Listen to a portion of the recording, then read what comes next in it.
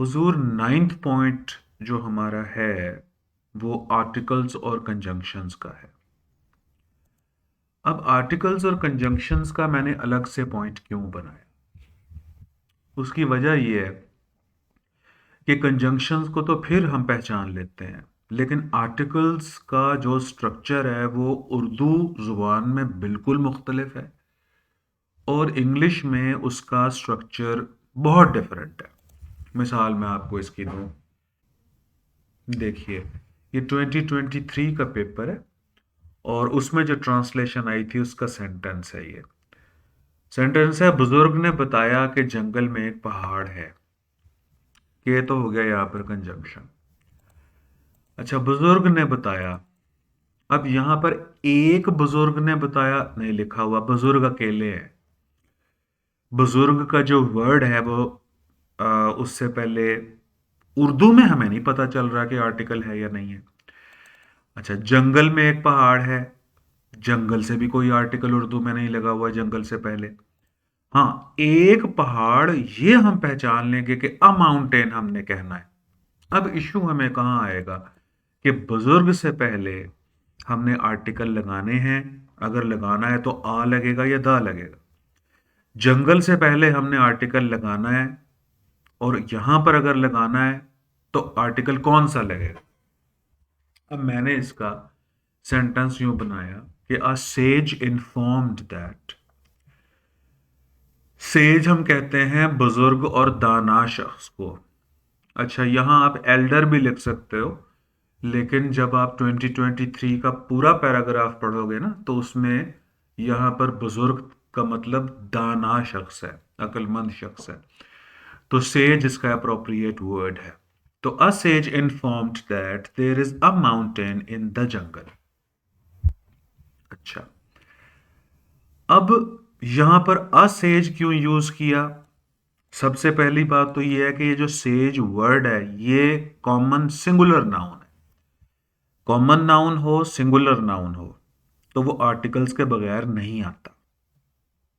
ठीक है, जैसे बॉय है, ये कॉमन नाउन है और सिंगुलर नाउन है। तो आप ये नहीं कह सकते कि दिस इज बॉय, आप कहोगे दिस इज अ बॉय। आप ये नहीं कहोगे कि boy standing near the shop is my friend, आप कहोगे the boy standing near the shop is my friend. आप ये नहीं कहोगे दिस इज एप्पल, आप कहोगे दिस इज एन एप्पल। तो इसका मतलब हुआ कि जैसे boy, apple, wall, roof, fan, pen, pencil, ये कॉमन सिंगुलर नाउन्स हैं, तो इनसे पहले आर्टिकल्स तो आते हैं, ये तनहा नहीं आते। अच्छा, अकेले आते हैं लेकिन उनकी सिचुएशंस डिफरेंट है। बड़ा ही सादा सा और बड़ा ही वाज़े करके मैंने लेक्चर इसके ऊपर आर्टिकल्स पे दिया हुआ है, आप इंजॉय करेंगे, उसे ज़रूर देखिएगा।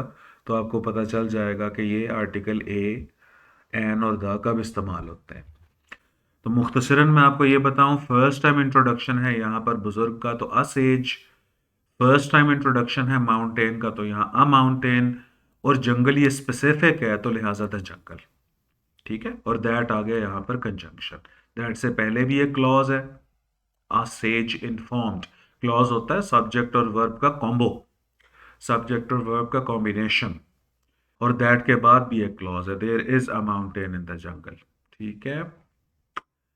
अच्छा जी, उसके बाद पॉइंट नंबर 10 जो है वो है रिलेटिव क्लॉजेस का।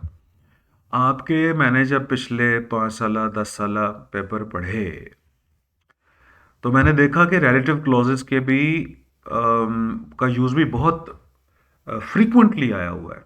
तो एक दफ़ा रिलेटिव क्लॉजेस को ज़रा पढ़ लीजिए, उसके बाद मैं आपको एग्जांपल देता हूँ कि पास पेपर में किधर किधर इसका यूज़ हुआ है। रिलेटिव क्लॉजेस हैं क्या, पहले ये देखिए। अच्छा, उर्दू में सेंटेंस देखें, ये वो लड़का है जो मेहनत करता है, तो मैंने कहा this is the boy who works hard. अच्छा, ये वही चोर है जिसे जज ने सजा दी। This is the thief whom the जज punished। अच्छा, ये वही कार है या ये वो कार है जो बहुत तेज दौड़ती है। This is the car which runs fast. ये वही घर है जो मैंने पिछले साल खरीदा था। This is the house which I bought last year. ये वो शायर है जिसकी नज़में मशहूर हैं। This is the poet whose poems are famous. और दिस इज द लॉन, ये वही बागीचा है जिसके फूल खूबसूरत है। तो this is the lawn whose flowers are beautiful. अच्छा, अब बात को समझिए। पहला मेरा सवाल ये है कि यहां पर हु, हुम, विच और ये जो हुज हैं, हम्म, क्या ये सब हु, हुम, विच और हुज, क्या ये क्वेश्चंस पूछ रहे हैं? ये क्वेश्चंस नहीं पूछ रहे। ये क्वेश्चंस भी पूछते हैं। जैसे मैं कहूं कि who are you, question mark. जैसे मैं कहूं कि whom do you want to see, question mark. जैसे मैं कहूं कि which politician do you like, question mark. जैसे whose book is this, question mark. अच्छा, तो ये हु, हुम, विच और हुज, ये क्वेश्चंस भी पूछते हैं, लेकिन इन सेंटेंसेस में ये क्वेश्चंस नहीं पूछ रहे। इन सेंटेंसेस में ये क्वेश्चंस नहीं पूछ रहे। तो क्या कर रहे हैं, ये अपने से पहले वाले नाउन के साथ एक रिलेशनशिप बांध रहे हैं। तो ये कहलाएंगे रिलेटिव प्रोनाउन। हु एक रिलेशनशिप बांध रहा है बॉय से, देखिए। हुम एक रिलेशन बांध रहा है थीव से। विच कार से, विच हाउस से, और हुज जो है वो पोएट से और लॉन से। तो क्योंकि ये हु, हुम, विच और हुज अपने से पहले वाले नाउन के साथ एक रिलेशनशिप बांध रहे हैं, तो कहलाएंगे रिलेटिव प्रोनाउंस। और जिस नाउन से ये रिलेशनशिप बांधेंगे वो कहलाएगा इनका एंटीसीडेंट। एंटीसीडेंट देखिए, ये देखें, एंटीसीडेंट यानी कि रिलेटिव प्रोनाउन जिस नाउन से अपना रिलेशनशिप बांधता है, जिस नाउन को रेफर करता है, जिस नाउन की तरफ इशारा करता है, नाउन या प्रोनाउन की तरफ, तो वो उसका एंटीसीडेंट कहलाता है। तो who is the relative pronoun of boy and boy is the antecedent of who. Whom is the relative pronoun of thief and thief is the antecedent of whom. Which is the relative pronoun of car and car is the antecedent of which. दूसरा ये जो which है, it is the relative pronoun of house and house is the antecedent of which. इसी तरह whose का antecedent poet है और इसी तरह इस whose का antecedent lawn है। तो रिलेटिव क्लॉजेज ऐसे क्लॉजेज होते हैं जो कि किसी ना किसी नाउन के मानों में इजाफा करते हैं, नाउन को मॉडिफाई करते हैं, नाउन को डिस्क्राइब करते हैं, नाउन या प्रोनाउन को। अच्छा, अब गुजारिश ये है कि हु कब आता है, हुम कब आता है, विच कब आता है और हुज कब आता है। देख लीजिए, हु और हुम ह्यूमंस के साथ आते हैं। मैंने लिविंग नॉन लिविंग नहीं कहा, मैंने ह्यूमंस कहा है। क्योंकि जब मैं लिविंग नॉन लिविंग कहता हूं ना, तो फिर बच्चे ये पूछते हैं कि सर प्लांट्स प्लांट्स भी तो लिविंग होते हैं। तो मैंने ये चक्कर ही खत्म कर दिया, तो ह्यूमन नॉन ह्यूमन कर दिया। तो हु और हुम ह्यूमंस के साथ आएंगे, यानी हु और हुम के जो एंटीसीडेंट्स होंगे वो ह्यूमंस होंगे। विच के जो एंटीसीडेंट्स होंगे वो नॉन ह्यूमंस होंगे। और हुज ह्यूमन और नॉन ह्यूमन एंटीसीडेंट्स दोनों के साथ आता है, सिर्फ पोजेशन या बिलोंगिंग को शो करने के लिए। तो आप हु और हुम को याद कीजिए कि ये ह्यूमंस के साथ, विच नॉन ह्यूमंस के साथ और हुज ह्यूमन नॉन ह्यूमन दोनों के साथ, पोजेशन या बिलोंगिंग को शो करने के लिए। ये वो शायर है जिसकी नज़में मशहूर हैं। तो this is the poet whose poems are famous. ये जो रिलेटिव क्लॉज आते हैं, ये रिलेटिव क्लॉज सेंटेंस के एंड में भी आ सकते हैं और किसी सेंटेंस को स्प्लिट करके उसके बीच में भी आते हैं। ठीक है, मिसालें मैं आपको देता हूं इसकी। अच्छा हाँ, आप ये मुझसे पूछोगे कि सर हु और हुम ये दोनों ही अगर ह्यूमंस के साथ आता है तो हु और हुम में डिफरेंस क्या है? भाई हु सब्जेक्ट है और हुम ऑब्जेक्ट है। अगर हु सब्जेक्ट है तो इसका जो एंटीसीडेंट है बॉय वो भी सब्जेक्ट है। देखें, सेंटेंस को तोड़ के पढ़ें। इसमें एक्शन डूअर कौन है? लड़का है, लड़का मेहनत कर रहा है, तो this is the boy who works hard. अच्छा, अब सेंटेंस नंबर 2 देखें, हुम ऑब्जेक्ट है और हुम अगर ऑब्जेक्ट है तो इसका एंटीसीडेंट थीफ भी ऑब्जेक्ट है। देख लें किसने किसको सजा दी है। यहां पर जो सजा रिसीवर है, यहां पर जो पनिशमेंट रिसीवर है, जो एक्शन रिसीवर है वो थीफ है, तो थीफ ऑब्जेक्ट है, तो हुम ऑब्जेक्ट के साथ आएगा क्योंकि हुम खुद भी ऑब्जेक्ट है। यहां आपको विच में कोई फर्क करने की जरूरत नहीं है कि सब्जेक्ट है या ऑब्जेक्ट है। आप आंखें बंद करके विच यूज कीजिए, सिर्फ ये देखिए कि नॉन ह्यूमन एंटीसीडेंट होना चाहिए। और हुज के लिए भी आपको कोई ज़रूरत ही नहीं है ये बॉदर करने की कि हुज आप सब्जेक्ट के साथ यूज़ कर रहे हैं या ऑब्जेक्ट के साथ यूज़ कर रहे हैं। बस सेंस ऑफ पोजेशन या बिलोंगिंग होनी चाहिए। ठीक है, तो ये देखें अगली स्लाइड के हु और हुम ये दोनों ह्यूमंस के लिए, विच जो है ये नॉन ह्यूमंस के लिए, और हुज जो है वो पोजेशन के लिए। यहाँ पर हुज करते हैं पोजेशन या बिलोंगिंग के लिए। हाँ, एक और बात, दैट भी रिलेटिव प्रोनाउन का काम करता है। दैट के तकरीबन कोई 8-10 यूजेस हैं कि कब वो रिलेटिव प्रोनाउन का काम करता है। अच्छा, वो मैं अब डिस्कस नहीं करूंगा। उसके लिए मैं यूं करता हूं कि that as a relative pronoun कब कब यूज होता है, इसके लिए कोई वीडियो मैं अलग से बना देता हूं। फिलहाल मैं आपको एक रूल बता देता हूं कि अगर एंटीसीडेंट्स ह्यूमन और नॉन ह्यूमन दोनों हो ना, देखिए यहां पर लड़का और उसका डॉगी, ह्यूमन नॉन ह्यूमन दोनों एंटीसीडेंट। अब बॉय के लिए हु यूज करूं तो भी फंसता हूं, और डॉग के लिए विच यूज करूं तो भी उलझन में आता हूं। तो आप इस उलझन से निकलिए कि जब आपके एंटीसीडेंट्स ह्यूमन और नॉन ह्यूमन दोनों हों तो ना हु लगाइए ना विच लगाइए, दैट लगाइए। तो the boy and his dog that were crossing the road started running. अच्छा, अब ये देखें, that were crossing the road, यहां पर ये जो रिलेटिव क्लॉज है ये एक सेंटेंस के बीच में आया हुआ है।